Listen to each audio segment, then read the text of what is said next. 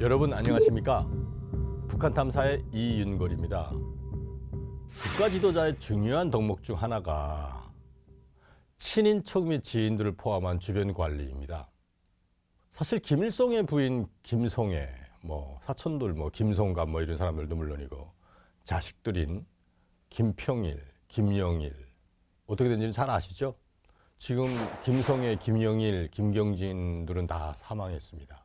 김정일도 고영희의 여동생 고영숙과 그의 남편도 미국에 망명했고, 김정일이 한때는 엄청 사랑했던 성혜림의 언니 성혜랑과 그의 딸도 해외로 망명했고, 또 성혜랑의 아들 이한영이도 암살당했죠. 죽었죠. 그래서 또 성혜림의 아들 김정남도 김정은에 의해서 암살당했고, 독재자의 부인 가족들이 승승장구한 역사가 북한에는 없습니다. 오늘은 가장 재밌는 대목인 과연 김정은 초가, 다시 말해서 이설주 본가의 돈벌이 근황에 대해서 여러분들에게 알려드릴 예견입니다. 누구나 먹고 살기는 어느 사회나 마찬가지로 우리 자유민주주의 대한민국 사회도 그렇지만 현재 북한의 천민자본주의 사회도 마찬가지입니다. 말로만 사회주의 공산주의지 실제로는 이미 배급과 평등 개념은 없어진 지 오랬고요. 최근에 오신 대부분의 탈북민들에 대해서 먹고 사는 문제가 어느 정도인지를 물어봤는데 대부분 전쟁과 같다고 얘기합니다. 현실적으로 북한에서는 태어나서부터 성장해서 어른까지 돼서 죽기 전까지 대부분 100일 전투, 70일 전투 이런 것들을, 최근에 김정은 시대도 똑같죠. 200일 전투도 하고 70일 전투도 하고 그런 전투를 안 해본 적이 별로 없습니다. 아무튼 김정은의 처가가 무엇을 하면서 먹고 사는지 매우 궁금하지 않습니까? 최근 저는 김정은 처가의 경제적 이권 개입과 관련된 중요한 정보들을 포착할 수 있었는데요. 평양 시내 택시 사업에 이들이 직간접적으로 관여하고 있다는 사실이 확인됐습니다. 혹자는 북한에 택시가 있냐고 기우통할 수 있겠지만 현재 북한에서 자동차 하나 있으면 대략 4명의 가족이 먹고 사는 문제는 물론이고 본가나 처가가 부모들 정도까지도 먹고 사는 문제가 큰 문제가 아닐 될 정도로 그렇게 중요합니다. 평양 시내에만 2016년 제가 조사해 봤을 때 그때 당시 1,500여 대의 택시가 성업 중인 거로 파악되고 있었는데 이거 더 늘어나고 있다는 설이 있습니다. 물론 대략 7만 5천 대 이상의 택시가 오가는 우리 서울과 비교할 수 없겠지만 최근 평양에서는 제법 많은 시민들과 관광객들, 또 저녁에 중요한 일들 하는 사람들이 그 택시들을 많이 이용하고 있다는 것이 파악됩니다. 북한에서는 2014년을 기점으로 택시수가 급증했는데요. 이 시기 김정은이 외국에서 산 경험으로 있는지 아니면 왜 그랬는지는 어쨌든 평양의 거리를 택시바도로 만들라는 지시를 하부에 하달했습니다.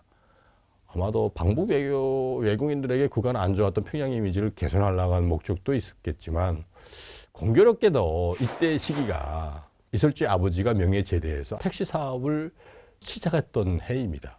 북한에 방문한 관광객들을 상대로 꽤 외화벌이로 쏠쏠한 이득을 챙기가 뿐만 아니라 개인들도 이제는 정말 어떤 경우에 보니까 평양에서 신의주 평양에서 해상까지 택시 타고 다니는 사람도 있더라고요.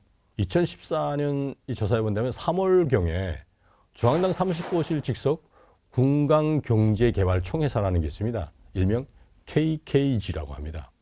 그쪽에서는 택시 350대를 직접 구입해서 운영했다는 소식이 있었습니다. KKG는 사실 이설주가 직접 운영하고 있는 회사로 전해지고 있습니다. 이설주의 아버지 또한 이 시기 240대 정도의 택시를 구입해서 고려항공 택시사업소라는 운수회사를 직접 운영하는 것으로 확인됐습니다. 결국 김정은 초가가 운영 중인 택시회사가 평양 전체 택시의 거의 절반이죠. 1,500대 정도이기 때문에 적지 않죠. 그야말로 특권의 수치가 아닐까요? 만약 우리나라 대통령의 초가가 서울 택시의 거의 절반 정도, 7만 대 중에서 한 3만 대 정도? 2만 5천 대 정도만 해도 말이 될까요? 바로 북한이 이런 사회라는 겁니다.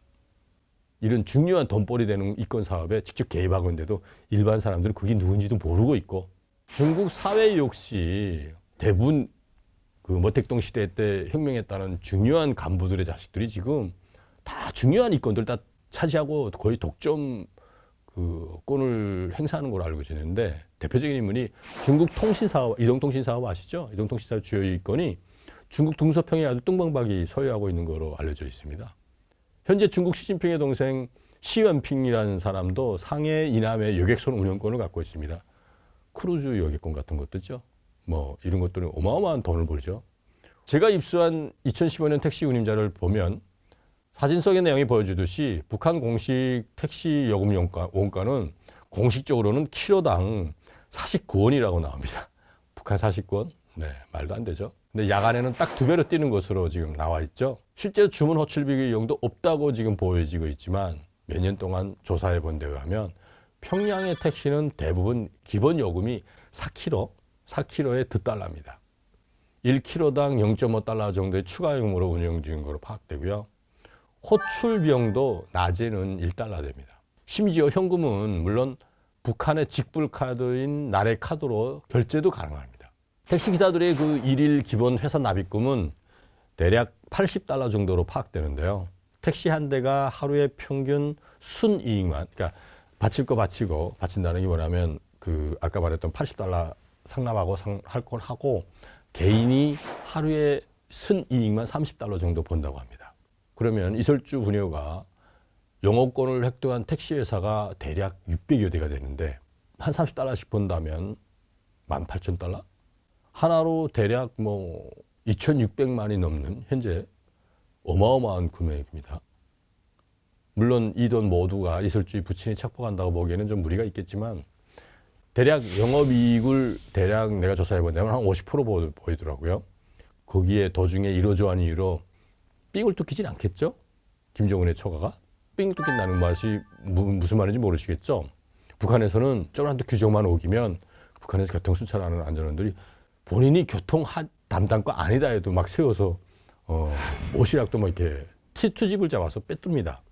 그걸 삥 뚫는다 그러거든요. 근데 그런데 뜯기지 않는다는 의미겠죠. 그야말로 뭐 덤벼락을 받는다고 봐야 되지 않을까요? 흥미로운 것은 고려 항공 택시 사업소의 특권입니다. 다른 데는 다 낮에만 영업하게 돼 있다는 겁니다. 택시를. 밤에 택시를 탈 때 돈 더 많이 내고 뿐만 아니라 이익도 더 많다는 건 뭐 어느 나라나 똑같죠. 뭘 넉넉한 에너지 뭐 사정도 이유가 있겠지만 그보다 시민들의 야간 통행을 제한하고자 하는 여러 가지 이유로 일반 회사는 못하게 만들고 오로지 이 운수 회사들만 저녁 9시부터 그 다음날 9시까지 그런 야간 통행권을 확보할 수 있다면 아마 그래서 김정은이 이 회사의 현지 시차를 공개했는지는 모르겠습니다. 김정은의 초 이설주와 함께 방문했던 사진이 공개적으로 한번 나왔던 적이 있거든요. 물론 이 구체적인 내막을 알려주지 않으니까 북한에서는 일반 사람들이 누가 그 회사를 운영하는지 전혀 알 수 없죠. 특히 야간 택시 요금이 조사해 본 데 하면 거의 부르는 게 값이랍니다. 심지어 호출 비용도 낮에는 뭐 $1라고 그러는데 어떤 때는 많게는 $10까지 오른다는 말도 있습니다. 그 수익이 그만큼 많다는 소리겠죠. 사실은 이뿐만이 아닙니다. 이 택시 회사 운영권에는 사실은 장성택하고서 또 연결되는 아주 흥미로운 대목이 있습니다. 이설주 부녀의 그 택시 운영 사업권 운영에 앞서서 평양 시내 실질적인 많은 경우 택시 사업은 거의 독점적으로 운영한 것이 존재했는데 바로 록산 무역총회사입니다. 일명 록산 택시회사입니다. 2013년 초에 중국에서 후불 조건으로 택시 100대를 들여왔습니다. 이를 토대로 평양 시내에서 처음으로 택시 운영을 시작해 보니까 꽤 돈이 되는 거예요. 그 뭐 독점 운영권이나 거의 같지만 그때 당시 야간 택시권도 아마 이쪽에서 가지고 있었던 걸 알고 있거든요. 그러니까 어마어마한 금전 이득을 챙기니까 이후에 후불로 100대 이상 더 들여왔단 말이에요. 당시 록산 회사의 사장이 바로 우리가 전번에 취급했던 장성택의 애인 김혜경을 소개해 준 사람, 장성택의 조카 사이입니다. 최웅철이라는 사람입니다. 택시 사업과 독점권이 록산무역총회사가 가지고 있었는데 문제는 장성택 숙청 이후입니다. 최웅철은 2014년 2월경에 처형된 걸로 확인됩니다. 바로 이런 이유로 록산 회사는 없어지고 록산 택시 회사가 사업소가 가지고 있던 자동차는 대부분 이민봉사 총구로 넘어갑니다. 물론 그것이 누구한테로 간다고요? 네. 이설주와 이설주의 아버지가 운영하는 회사로다. 그런 사업권이 이설주 부녀가 챙겼다. 장성택으로부터 권력 또는 그 이권 안에 있었던 것들이 이쪽에 넘어갔다. 재미있는 거죠. 심지어 이슬주 부녀는 인민봉사청구로 이관된 녹사무역 청해사에 또 다른 이권에도 많이 개입했다는 설도 나옵니다. 북한도 돈이면 모든 것을 다 할 수 있는 시대가 왔습니다. 그걸 일명 제가 일컬어 천민자본주의라고 그러는데, 이설주가 지금 장성택이 수청되면서 결국은 일종의 적산품을 분할받은 거잖아요. 뭐 평양에 살고 있던 사람들이나 뭐 북한의 김일성, 김정일 우상화 교육을 제대로 받은 사람들이라면 기억할지 모르겠지만 덕성실기에도 나오는 자료들입니다. 지금 인민대학 식당이 있는 곳에 그 후면 쪽으로 보면, 인민대학 식당이 들어가서 이제 뒷면 쪽으로 보면 그쪽이 바로 평양시 중구역 청강동 지역입니다. 청강동 지역이 뭐냐면 북한의 중앙당 조직지도부, 지금 김정은이 있는 본부당 청사가 다 그쪽에 있거든요. 주요 부서들이 다 그쪽에 있습니다. 그걸 보일 수 있는 되게 둔덕이에서 내리다 보이는 곳이거든요. 거기를 바로 김성애의 사촌동생 김성갑이가 살고 있었습니다. 그거를 김정일이 알아가지고 그걸 동기로 해서 김성애와 김평일까지도 치게 되는 결정적 이제 이유로 만들었던 것입니다.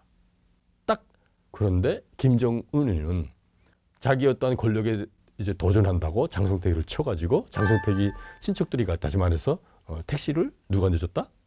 자기 처가 안 내줬다. 비견되지 않습니까? 재밌는 사실입니다. 바로 이런 것들이 북한 체제의 실질적으로 진면모입니다.